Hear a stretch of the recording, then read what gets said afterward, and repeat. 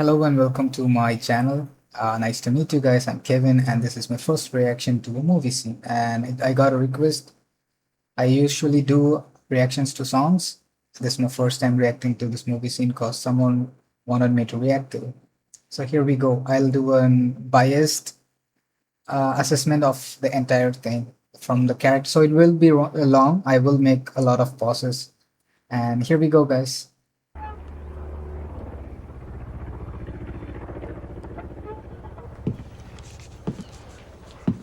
How much? 69 cents.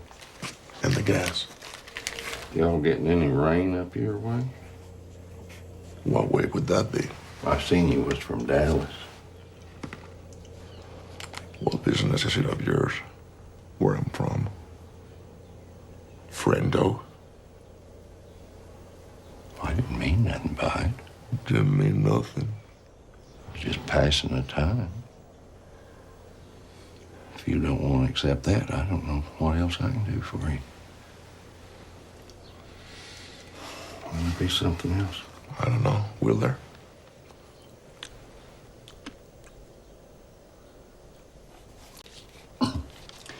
Is something wrong With what? with anything? Is that what you're asking me? Is there something wrong with anything? Guys, I have to make a few assessments. So, first thing is I noticed is the guy. He keeps looking everywhere because he's flustered, right? I like the contrast and the coldness in the character of the assassin. It's like clearly depicted in this in just this two shots going back and forth in a lonely shop, and you see the assassin or the psychopath. All he does is, if you look at his eyes, all he does is he focuses on the guy's mouth when he talks and the eyes of the guys and then the face. He tries to read the face alone. He doesn't move his eyes away from the face, and he keeps eating, just almost mechanical and cold. While the other guy is flustered, the shopkeeper keeps moving his hand, he keeps looking everywhere. At times when he's saying something empathetic, he's trying to get that empathy out by looking at the eyes of the psychopath, and everything is like very contrasting. And the silence of the place, the vastness of the place make it even better. But I also think because psychopaths are very emotionally stunted in a sense, they understand only transactions in life. They understand rules, consequences, and transactions. So he came in asking for the money, how much he's supposed to pay, and the other guy didn't act in a very transactional way that he would expect, right? He asked him, "Do you get any rain from where you're coming from? Down at your place." Given that he does know where he's coming from, and for an assassin, that's a threat, and for a psychopath, that is also out of order, correct? Like maybe he gets reminded of like a challenge from his sense because he's asking for something and asking him something entirely in return, another question. And so he shifts his tone and everything goes on from there. Will there be anything else? You already asked me that. Well, I need to see about closing now. See about closing. Yes, sir. What time do you close? Now, we close now. Now is not a time. What time do you close? Generally around dark, at dark. You don't know what you're talking about, do you? Sir? I said, you don't know what you're talking about. What time do you go to bed? Sir? You're a bit deaf, aren't you? I said, what time do you go to bed? Somewhere around 9:30. I'd say around 9:30. I could come back then. Why would you be coming back? We'll be closed. Yeah, you said that. Well, I got to close now. You live in that house out back. Yes, I do. You lived here all your life? This is my wife's father's place originally. You married into it? We lived in Temple, Texas for many years. Raised a family there in Temple. We come out here about 4 years ago. You married into it. If that's the way you want to put it. Well, I don't have some way to put it. That's the way it is. I feel like Javier has a very strong sense, like, of justice of some sense. Not true justice, but in his own way. Like when he sees that someone has been given something that they haven't earned, that he thinks they haven't earned, right? So obviously, I can tell you he doesn't believe in God because if you believe in God, you won't believe in faith. Like everything is a transaction. You have something that you haven't earned. That's how he sees the other guy marrying into it. Another thing I noticed is the pure innocence of the other guy. He just wanted a casual conversation, and he still hasn't understood the level of threat um, so much, and the escalation is all portraying. He doesn't have an idea of probably a psychopath. Constant escalation, the refusal to de-escalate. He doesn't seem very flustered by it. He keeps honestly responding and being as um, honest as possible. And the psychopath Bardem, he keeps pushing. Javier, he keeps pushing as long as possible.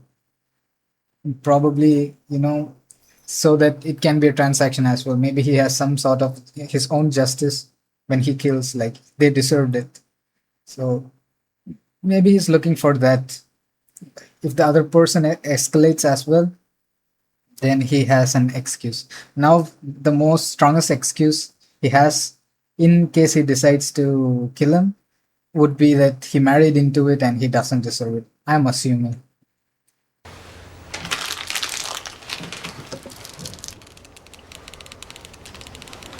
What's the most you ever lost on a coin toss? Sir? The most you ever lost on a coin toss? I don't know. I couldn't say. Call it. Call it. Yes. For what? Just call it. Well, we need to know what we're calling it for here. You need to call it. I can't call it for you. Well, it wouldn't be fair. I didn't put nothing up. Yes, you did. You've been putting it up your whole life. You just didn't know it. You know what date is on this coin? No. 1958. So It's he been does. traveling 22 years. So he does believe in fate and all that stuff, right? Because you have been putting it all your life, and the coin has been traveling 22 years to get here. So he believes that this moment was destined, and his actions are part of anything that, fate or something. And the innocence, the guy still doesn't like. Let's imagine if we come across someone like Javier in our lives, we'd be more flustered, or we'd watch either more carefully, or be very defensive, or some. I think we wouldn't act as um, like this old guy. We wouldn't act like that, right? Years to get here. And now it's here. And it's either heads or tails. And you have to say, call it. Well, look, I need to know what I stand to win. Everything. How's He's so innocent. He's asking, "What do I stand to win?" instead of "What do I have to lose?" I'm wondering if he had said what he had to lose, and Javier replied with everything, would he have still called it heads or tails? And if he did, I mean, if he didn't refuse to call it till the end, what would have Javier done? I'm wondering. Would he put a gun to his head and force him to take the call, or, make the call or something? I'm assuming. What do you guys think? that? You stand to win everything, call it. All right. Heads then.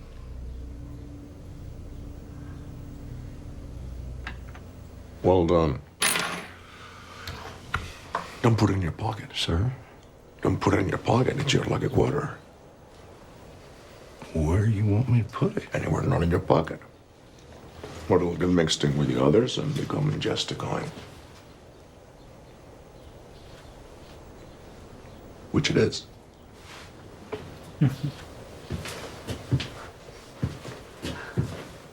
I don't understand why he would say that. That was awesome, guys. That was beautiful acting and beautiful scenes. Just the tension that was rising was awesome. And yeah, we got lucky, or I don't know what to call it. I don't believe in fate.